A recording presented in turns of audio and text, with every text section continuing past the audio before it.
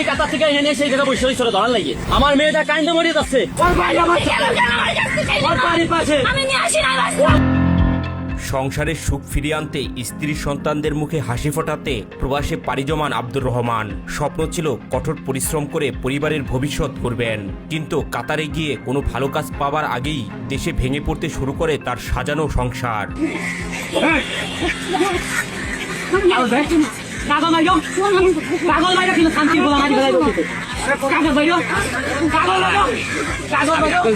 ভাই আমার বউ আমার 4 বছরের সংসার, আমার বাচ্চা 2.5 বছরের বাচ্চা, আমি কাতার থেকে ধরার জন্য আইছি। স্বামীর অনুপস্থিতির সুযোগে পরক্রিয়ায় জড়িয়ে পড়েন তার স্ত্রী। আমার বাড়ির সাথে বাড়িতে আমি কাতার থেকে এনে সেই জায়গা বসে ছিল ধরার লাগে সরাসরি কাতার থেকে মেয়ে নিয়েছি। দেখেন এই যে আমার টিকিট, আমি কিছুক্ষণ আগে আমি কাতার থেকে আইছি, আমার পাসপোর্ট। আমি কালকে রাত্রে টিকিট কাটছি কাতার থেকে ওরে ধরার জন্য। আমার মেয়েটা কাইন্দে মরে যাচ্ছে, 2.5 বছরের মেয়ের ছবি রয়েছে আমার কাছে। আমি ওই টিকিটটা বসে রয়েছি, আমি জানি তো আজকে বিকেলে না আসবে, ওরে নিয়ে চলে আসছে। তোর সাথে আমার কোনো শত্রুতা ছিল?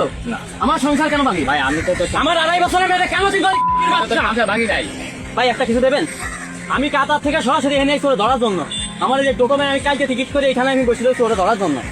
আমার 2.5 বছরের মেয়ে ভাই। তবে ঘটনার সবচেয়ে চাঞ্চল্যকর দিক সামনে আসে এরপরেই। আব্দুর রহমানের দাবি, মাত্র 2.5 বছরের শিশুকন্যাকে বাড়িতে রেখে তার স্ত্রী প্রেমিকের সঙ্গে খুলনায় গিয়ে নতুন সংসার শুরু করেছেন।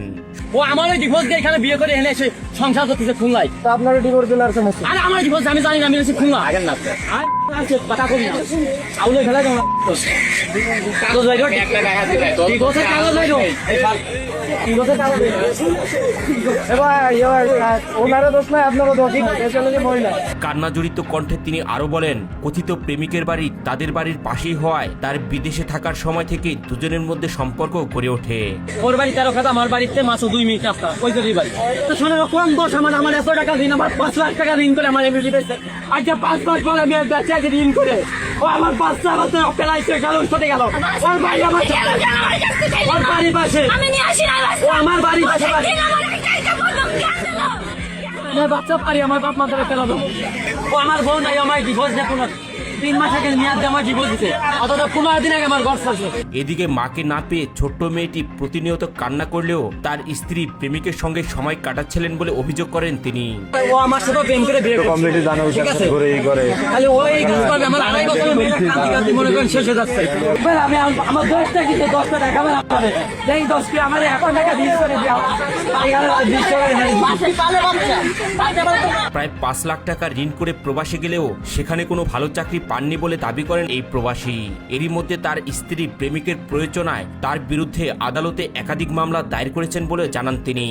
বিয়ে হয়েছে কাবিন নামা থানায় আমার নামে ওইটা কি মামলা করে কে মামলা করবে? আমার নামে আমি বলে অত্যাচার করে আমি ওটা দিই চাই।